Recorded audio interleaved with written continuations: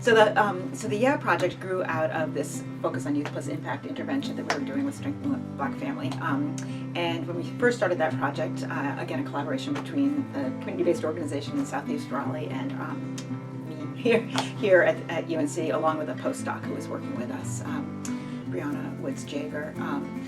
When it first got started, we put together a community advisory board because we were trying to do something that's a little challenging, which is to do HIV prevention in the African American church with adolescents. At the beginning, we did focus groups with adults and with youth, and the youth gave us lots of really good information, specifically that they thought the intervention was going to be really good, really important. It brings about, it helps you to make decisions, builds parent communication, a lot of skills to help with HIV prevention strategies. And they had some ideas about how to do that. And one of the ideas was, can we build our leadership and advocacy skills?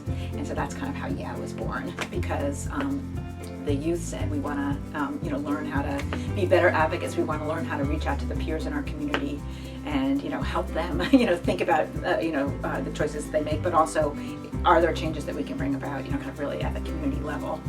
And so it's a youth-driven project, and we're so when you asked who I am, I'm an adult supporter of the Yeah youth, and really they've gone on to do lots of other things to explore other issues of import to them. So it's not anymore just focused on HIV. They've looked at teen pregnancy, which of course is linked. They've also, right now they're doing a photo voice project on stress and obesity. So they really get to create the research process.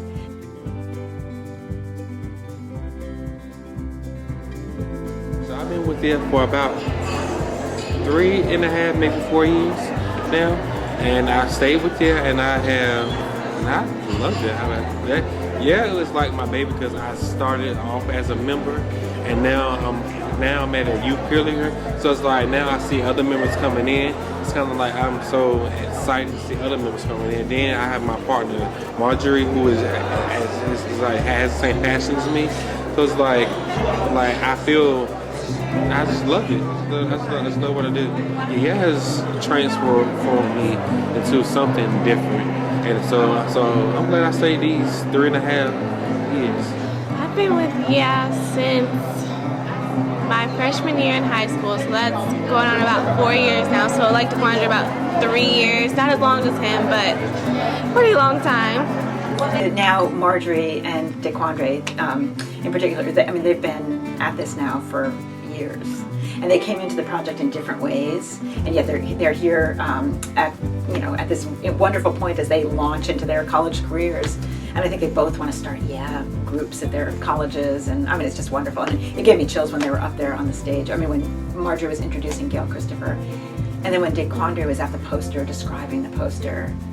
He traveled with us 3 years ago to the American Public Health Association meeting, and he was excellent then.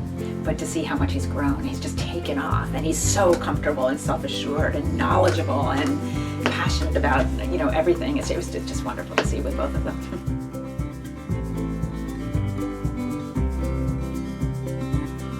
At first it was different, but it was like being in college almost, because you had to, you had your own room and all this stuff, and each day we had to walk to where the conference was, and I just felt really I am a youth, but I felt like I was an adult also. They treated me like an adult, and it was a fun experience, and I learned so much. And it was one of the first times where I had to speak in front of a lot of people, and it was scary because I'm not really a public speaker, but just growing in myself and stuff, and the conference was like a catalyst for that, and it was really fun. APHA was huge.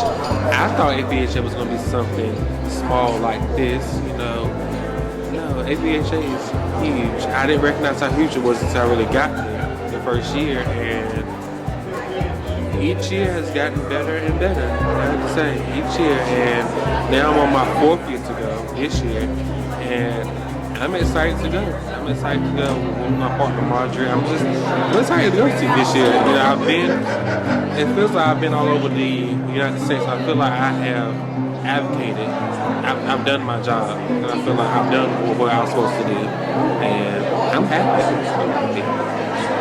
The first year that DeQuandre was at APHA, these leading major figures in the health disparities world stopped and talked to him at the poster.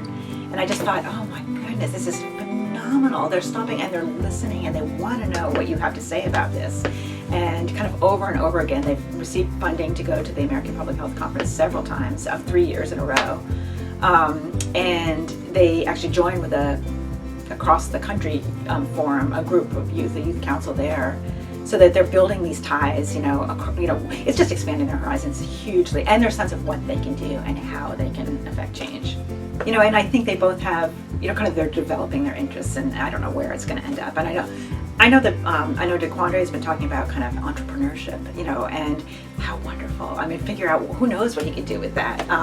But I think no matter what, taking that training into whatever they end up doing, and also the eye on public health and issues of equity and issues of race and culture and community, and kind of taking that lens with them wherever they go, and again, whatever work they do in the future, figuring out ways to make sure that who you're working with is involved in how you're working and what you're trying to do. So that'll be interesting to see.